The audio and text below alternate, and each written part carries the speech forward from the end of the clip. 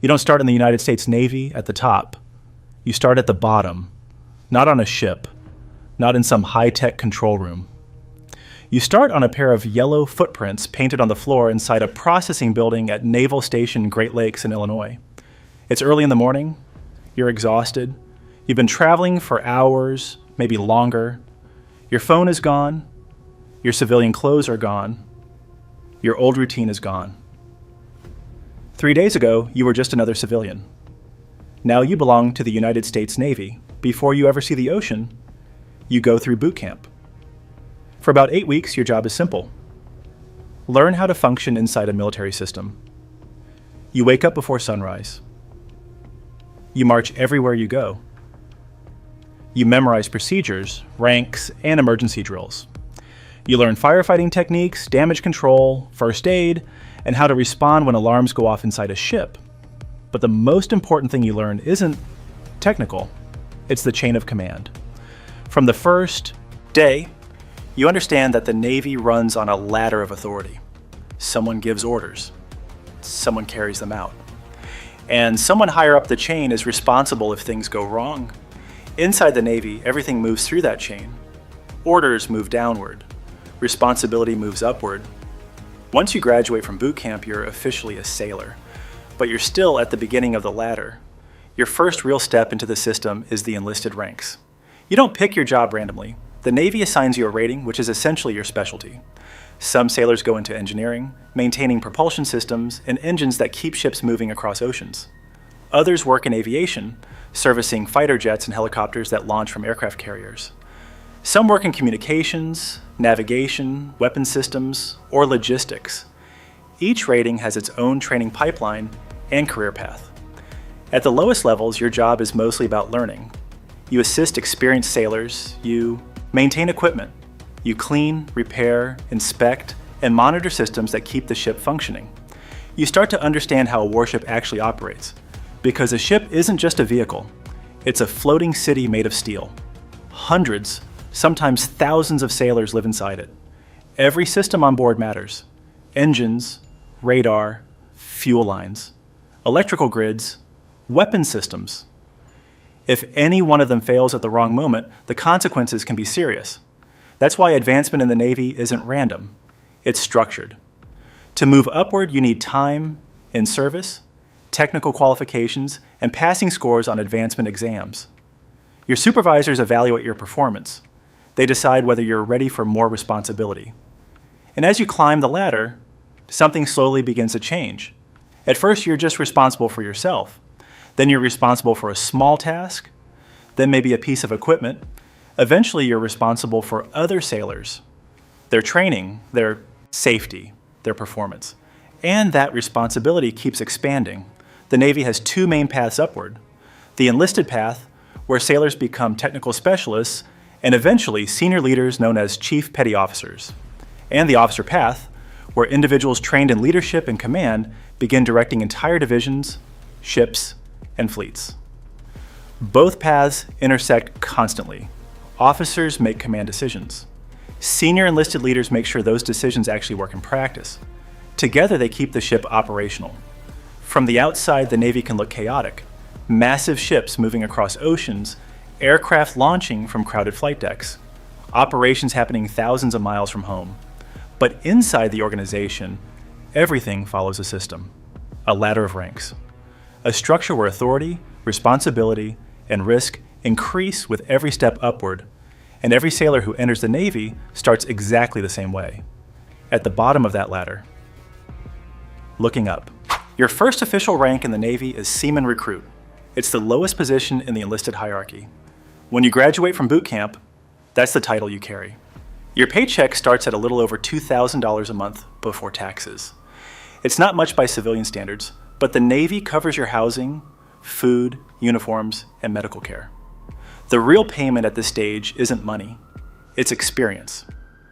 You arrive at your first duty station and suddenly everything you learned in training becomes real. Maybe you're assigned to a destroyer on the West Coast, maybe an aircraft carrier on the East Coast, maybe a base overseas. Wherever you go, the first thing you notice is how busy everything is.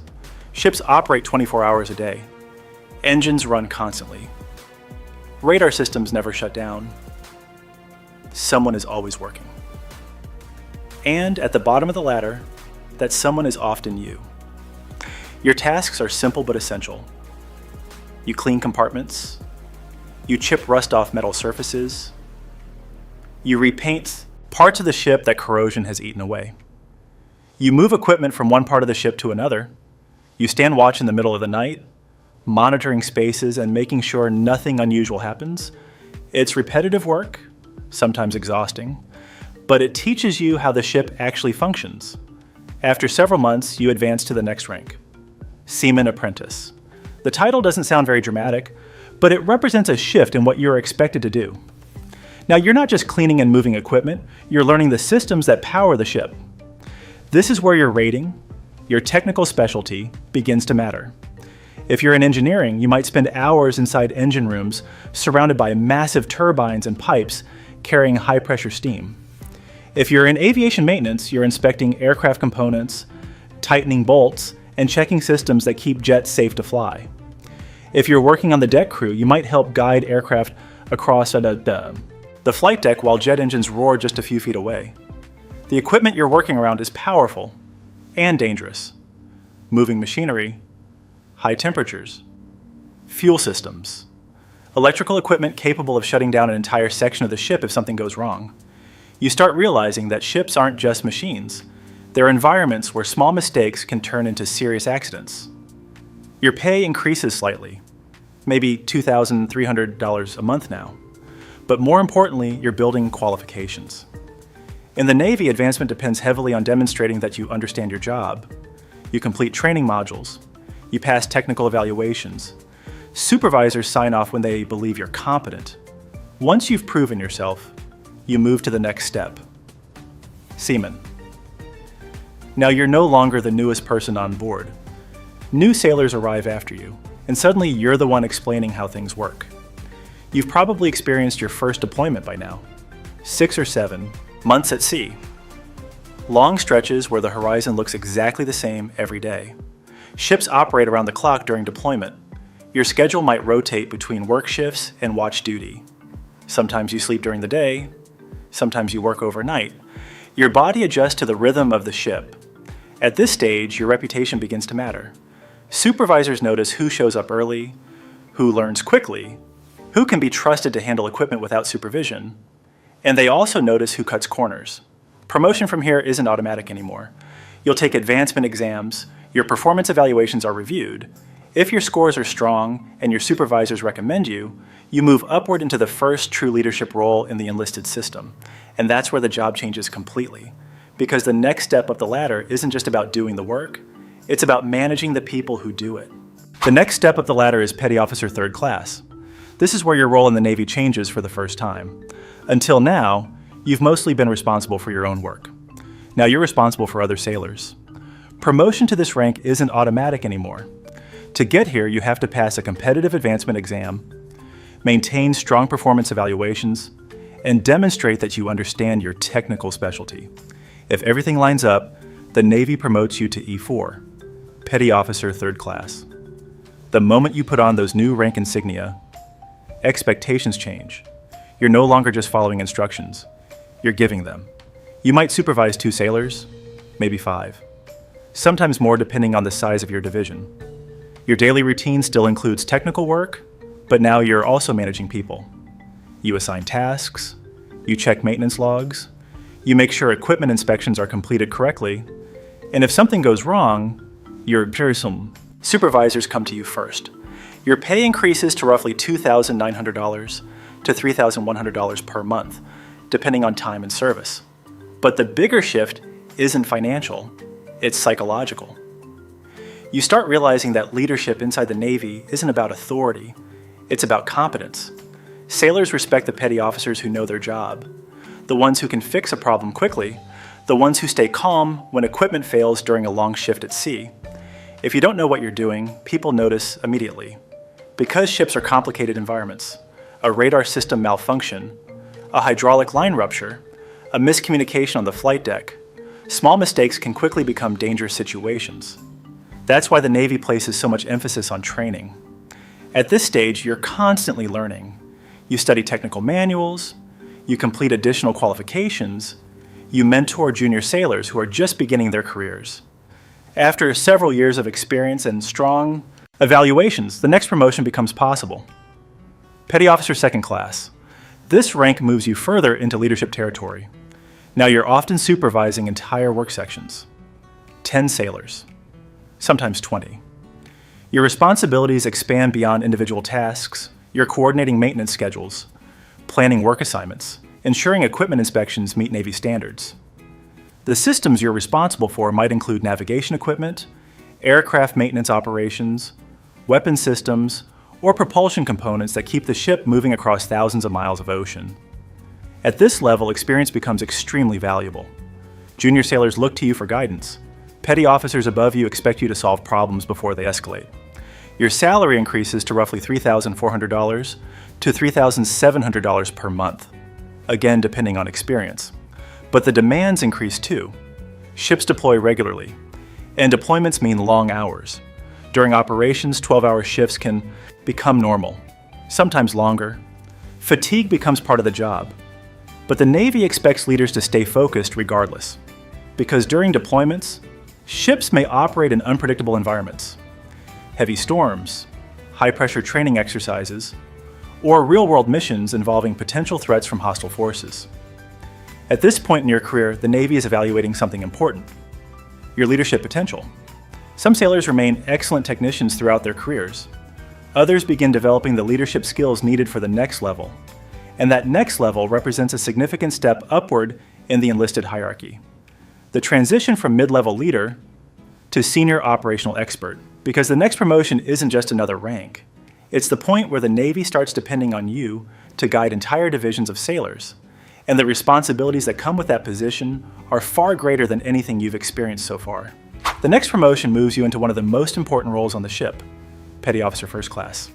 By the time you reach this rank, you've usually spent close to a decade in the Navy. You're no longer just experienced, you're trusted. Your supervisors expect you to run large sections of the ship without constant oversight. A Petty Officer First Class often supervises entire work divisions, 20 sailors, sometimes 30. Your job now includes coordinating schedules, managing equipment maintenance, and making sure the mission stays on track. You're still involved in technical work, but a growing part of your day is spent solving problems. A radar system might malfunction, a generator might fail during operations. A junior sailor might make a mistake that needs immediate correction. You're the person everyone looks to for answers. Your pay climbs to roughly $4,000 to $4,300 per month, depending on your time in service. But the bigger shift is the pressure, because ships don't operate in controlled environments. They operate at sea. Weather changes quickly, equipment breaks, emergencies happen without warning. During a deployment, alarms might sound in the middle of the night, fire in an engine room, flooding in a lower compartment, a jet landing hard on the flight deck. In moments like that, experience matters, and Petty Officer First Classes are expected to keep their teams organized when things become chaotic. You train junior sailors constantly, you monitor performance, and you begin preparing the next generation of leaders. But something else is happening as well. Your career is approaching a crossroads because the next rank above you carries enormous significance inside the Navy. Chief Petty Officer. Becoming a chief is more than a promotion. It's a transition into the senior leadership class of the enlisted force, but getting there is difficult. Promotion to chief requires more than time and service. It involves a selection board where senior leaders review your performance, leadership record, qualifications, and reputation. Only a portion of candidates are selected each year. Those who are chosen join one of the most respected groups in the Navy. When you finally reach the rank of Chief Petty Officer, your responsibilities change again. Now you're managing entire departments, you advise officers, you coordinate operations between multiple divisions. Your pay rises to roughly $5,000 per month or more, depending on experience. But the influence of a chief goes far beyond salary. Inside the Navy, chiefs are often described as the backbone of the fleet. Officers rely on them heavily. A young officer might have the authority to command a division, but a chief usually has far more operational experience. 15 years in the Navy, sometimes 20. You've seen deployments, training exercises, equipment failures, personnel conflicts. You understand how the ship really works, and that knowledge makes you indispensable. You mentor younger sailors. You guide junior officers. And when problems arise, commanders often ask their chiefs for advice before making major decisions. But the ladder doesn't stop here. Above Chief Petty Officer are even more senior enlisted ranks, positions that carry enormous responsibility across entire ships and naval installations. And the sailors who reach those levels have spent decades building the knowledge and leadership required to keep the Navy functioning at its highest level. Because at the top of the enlisted hierarchy, the role becomes less about technical expertise and more about guiding the entire organization. After years of experience as a Chief Petty Officer, the next step upward is rare. Very few sailors reach it. But if your record is strong enough, your leadership respected enough, and your experience deep enough, you may eventually be promoted to Senior Chief Petty Officer. By now, you've likely spent nearly 2 decades in the Navy. You've completed multiple deployments, you've worked in different commands, and you've managed sailors across several generations of crews. At the rank of Senior Chief, your role expands far beyond a single work division. You may now oversee multiple divisions within a department. That means dozens of sailors under your influence. Your job becomes less about the technical details of equipment and more about the coordination of people. You ensure teams are trained. You monitor readiness. You help department heads prepare for inspections and operational evaluations. Your pay rises to roughly $6,000 per month or more, depending on years of service. But the bigger change is the level of responsibility. Senior chiefs often act as the bridge between the enlisted force and the officer leadership. They translate the realities of shipboard operations to commanders who must make strategic decisions. If something isn't working on the deck plates, the practical day-to-day level of the ship, the senior chief is often the person who explains why. You might advise officers on personnel issues, recommend training changes, or help resolve conflicts that could affect morale or readiness. The longer you serve, the clearer it becomes that ships don't just operate on equipment, they operate on people. And managing people is far more complicated than maintaining machinery. Above Senior Chief is the highest enlisted rank in the Navy, Master Chief Petty Officer. Reaching this position is extremely rare. Most sailors retire long before getting there. Those who do reach it have usually spent 20 to 30 years in uniform. As a Master Chief, your influence spreads across entire commands. You may serve as the senior enlisted advisor for a ship, a squadron, or even a naval installation. Your role is to represent the concerns, experience, and perspective of the enlisted force to commanding officers. You help shape policy. You advise commanders on training priorities. You ensure standards of discipline and professionalism remain strong. Your salary can reach $7,000 or more per month, depending on service time. But again, compensation isn't what defines the role. Respect does. By now, you've seen nearly every situation the Navy can present: equipment failures, combat operations, accidents at sea, personnel crises, and younger sailors look to you for guidance because they know you've experienced it all. But even at the highest enlisted levels, the chain of command continues upward. Above the enlisted leadership sits another tier of the hierarchy, the commissioned officers. While enlisted sailors become experts in technical operations and leadership within their divisions, officers are trained to command entire units, ships, air squadrons, submarine crews, eventually even fleets.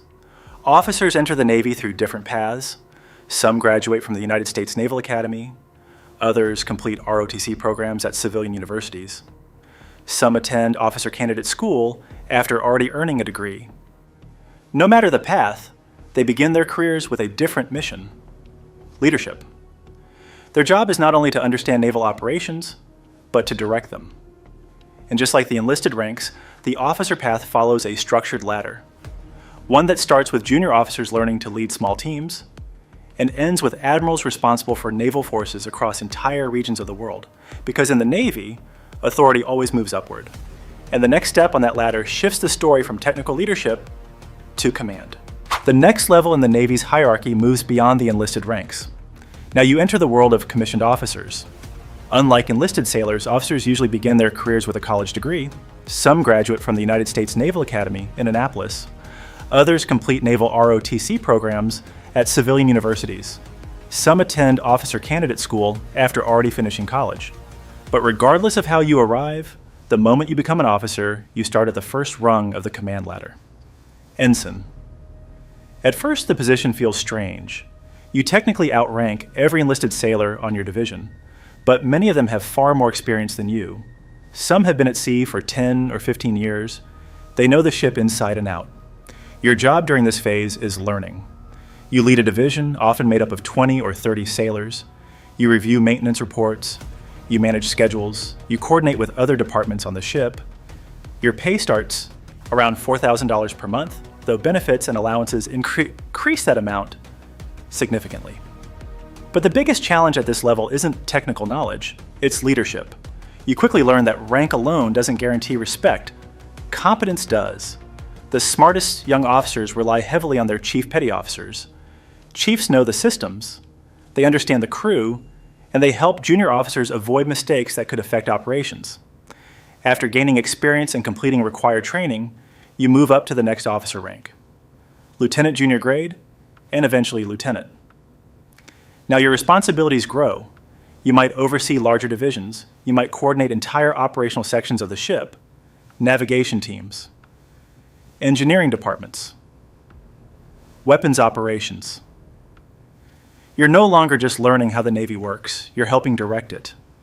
Your salary increases to somewhere between $6,000 and $8,000 per month, depending on years of service, but the stakes rise as well, because naval operations can be unpredictable. Ships operate thousands of miles from home ports, weather changes suddenly, equipment failures can happen during critical missions. Officers are expected to make decisions quickly, and those decisions can affect the safety of hundreds of sailors. After years of experience, the next promotion arrives. Commander, this is where the word command becomes literal. A commander may take charge of an entire warship, a guided missile destroyer, a submarine, or a large operational unit within a fleet. Now you're responsible for hundreds of sailors and officers. Every system on the ship ultimately falls under your authority. Engineering, navigation, weapons, aviation operations. If something fails, the responsibility stops with you. Your pay rises to roughly $10,000 per month or more, depending on experience and allowances. But financial compensation isn't what defines the position. Command does. The captain of a naval vessel holds enormous responsibility, the ship's mission, the safety of the crew, the success of the deployment. Everything depends on leadership decisions made under pressure. And above commanders sits the next step in the hierarchy: captains. Captains often command the largest ships in the Navy: cruisers, amphibious assault ships, even aircraft carriers. These vessels can carry thousands of personnel, aircraft wings, massive logistical operations, entire floating communities operating in the middle of the ocean. A captain's decisions affect not just one ship, but sometimes entire groups of vessels operating together. But even the captain answers to someone higher, because above the command of individual ships sits the strategic leadership of the Navy itself, and that level belongs to the admirals. At the top of the Navy hierarchy are the admirals. These are the officers responsible for directing entire fleets. Instead of one ship, they oversee dozens. Instead of hundreds of sailors, they manage tens of thousands. Their decisions shape naval strategy across entire regions of the world. Admirals coordinate operations between ships, aircraft squadrons, submarines, and allied forces. They advise political leaders, they help plan missions that can affect global security, but reaching this level is extraordinarily rare. Thousands of sailors enter the Navy every year. Only a tiny fraction will ever wear an admiral's stars. The ladder narrows dramatically as you climb. Many careers end long before reaching the top. Some sailors leave after a single enlistment. Others serve 10 or 15 years before moving on to civilian careers. Even those who stay for decades may retire as chiefs, captains, or commanders. The path upward demands constant performance, leadership, and sacrifice. And there are costs. Deployments can last months at a time. Sailors spend long stretches away from families. Holidays and milestones often happen while ships are thousands of miles from home. The higher you climb, the greater the responsibility becomes. The decisions become heavier, and the margin for mistakes becomes smaller. But that structure is exactly what keeps the Navy functioning.